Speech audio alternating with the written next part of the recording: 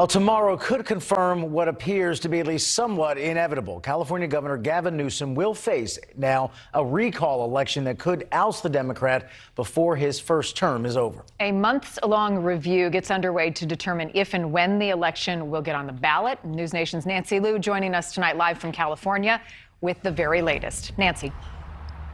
Marnie, talk of a recall is definitely heating up, and today Governor Gavin Newsom admitted it has him worried. Tomorrow is the deadline for organizers to submit the requisite 1.5 million petition signatures. Proponents say they have more than enough. 2 million signed petitions and then some. That's the word from those behind the push to oust Governor Newsom over his handling of the pandemic.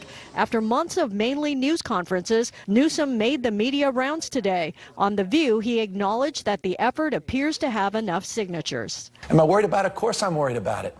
The nature of these things, the up or down question, the zero-sum nature of the question is challenging and it's vexing. And so, we're taking it seriously. Now he is circling the wagons and is in full campaign mode. Recall organizers are clearly energized. They say they've pre-verified about 80% of the signatures, and more than a third are the names of registered Democrats. This is not a coup. It's not a GOP takeover.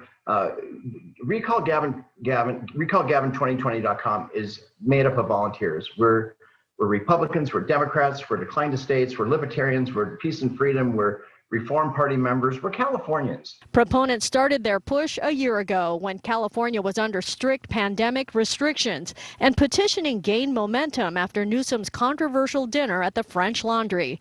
Then COVID worsened amid a ravaged economy, which has unemployment in California over 9%. Who's behind the partisan recall of Governor Gavin Newsom? The governor and Democratic Party debuted a new anti-recall ad just yesterday, as Newsom allies also step up.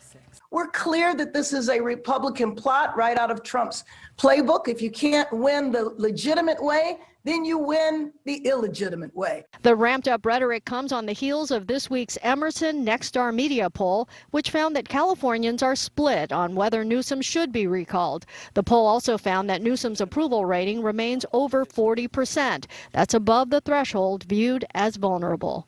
Generally speaking, you got to be in the 20s to get recalled. If we take a look at some of the other governors and mayors around the country, when the approval rating drops into the 20s is when it's truly the panic button needs to be pressed.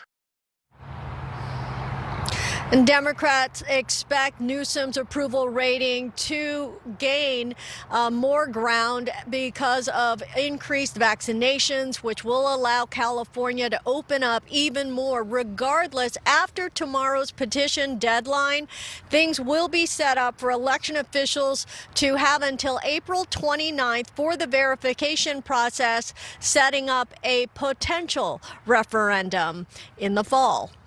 Live in Los Angeles, Nancy Liu, NewsNation. Two Republicans have announced their candidacies in this recall election. Kevin Faulconer, the former Republican mayor of San Diego, and also Republican businessman John Cox, who was defeated by Newsom back in 2018. Another name being discussed is former President Trump's then acting director of national intelligence, Richard Grenell. However, Grenell has not responded to requests for comment.